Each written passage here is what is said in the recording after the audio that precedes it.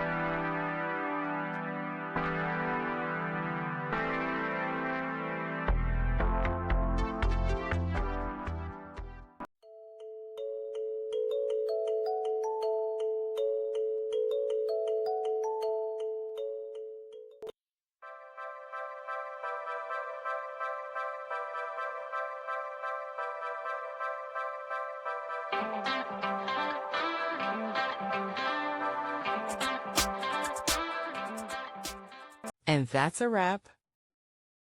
I hope you found the answer you were looking for. If you did, take a second to hit that subscribe button. It really helps out. And let me know in the comments which solution worked best for you. See you next time in the debug zone.